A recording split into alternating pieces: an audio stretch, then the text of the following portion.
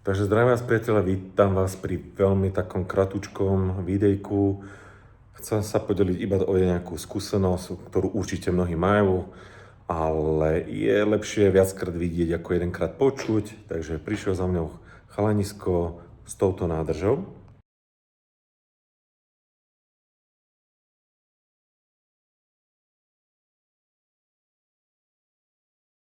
Takže tá nádrž na pohľad nevyzerá zle, celkom fajn. Už robili nejakú opravu na nej. Cínoval sa spodok, lebo že tiekla. Hovorím, OK, však je to normálna vec. Ja som sa len tak bajočko do nej pozrel, pýtal som sa, či robili tlakovú skúšku a podobne, nič neurobil.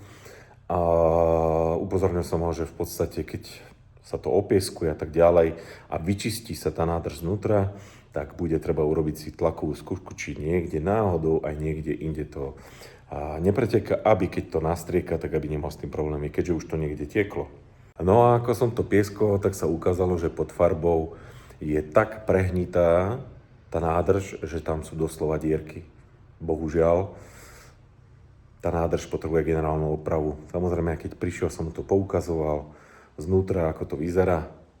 Neviem, ako sa rozhodne, čo s tým bude robiť, ale cieľom je vám ukázať, že vlastne treba tú nádrž veľmi dobre skontrolovať aj z toho vnútra, lebo na vonok môže vyzerať veľmi dobre a znútra môže byť tak prehnitá, že vlastne je to papier.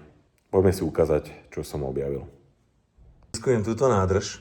Ja keď som sa už pozeral donútra, tak som videl, že tam je nejaká korózia, ale nevedel som, že nakoľko to je vážne. Vidíte, že toto ešte nie je dopieskované a už sa tam ukazuje dierka. Toto bolo všetko pod tou farbou. Hej, takže toto je úplne, no to je mäkké, ty vole. Naprosto to není bohvie čo. No nič, ešte nemám opieskovanú túto druhú stranu, ale je to všetko ten vrch. Túto strana mi ešte ostáva. Viem, že sa robil tento spodok. Toto, je to vidieť, ten farebný odtieň, to už opravoval. Ale ostáva ešte vlastne táto strana, tak som zvedavý, ale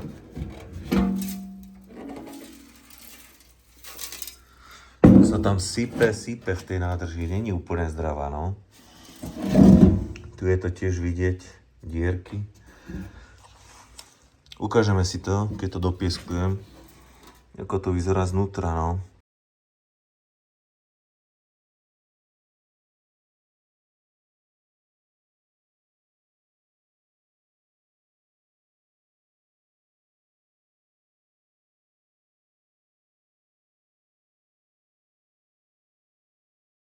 Nádrž je opieskovaná, videli ste to na fotkách, mám schválne takéto prítmie, lebo bez toho, aby sme sa pozreli donútra, chcem urobiť jednu vec. Odpálim toto svetlo.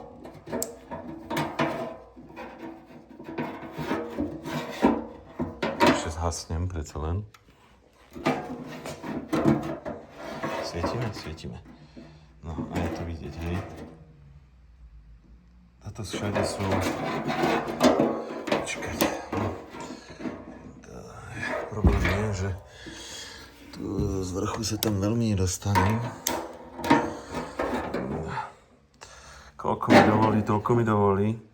A v každom prípade to je problém. Toto je... Tu na to krásne svieti, tieto ďobky. Takže tá nádrž, keď sa pozrieme takto do nej, ona nevyzerá veľmi dobre tu, hlavne v tej hornej časti. No a ešte si dáme endoskopickú kameru. Ten spodok ani tak nie je až taký zlý, ale hlavne je vidieť, že vlastne v tej vrchnej časti nikdy nebola nádrž plná. No. A to spôsobilo tú koróziu. Na vzadu mi nič nepresvítá, nesvieti. Bude to treba v každom prípade robiť tlakovú skúšku a dať to na poriadok. Ešte sa pozrieme donútra. Dám si tú endoskopickú kameru.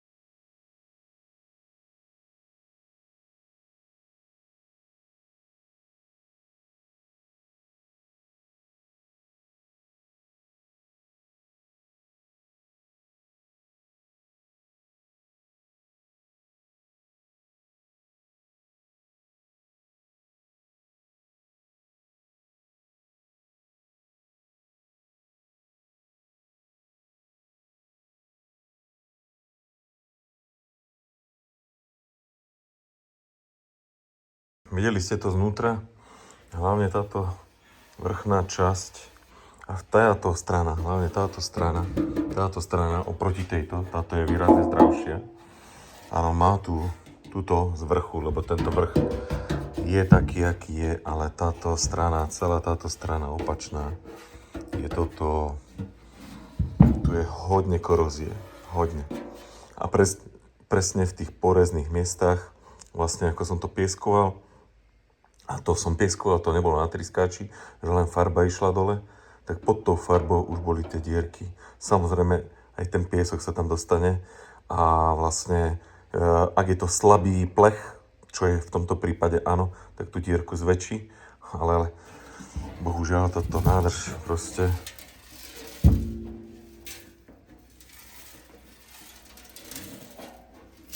počujete, to je jak presypacie hodiny. Takže potrebuje generálku, no. Takže našli iba v tejto časti, čo vidíte, čo bolo opravované. A tým, že sa to opieskovalo, tak už sa vysypávajú ďalšie veci. No.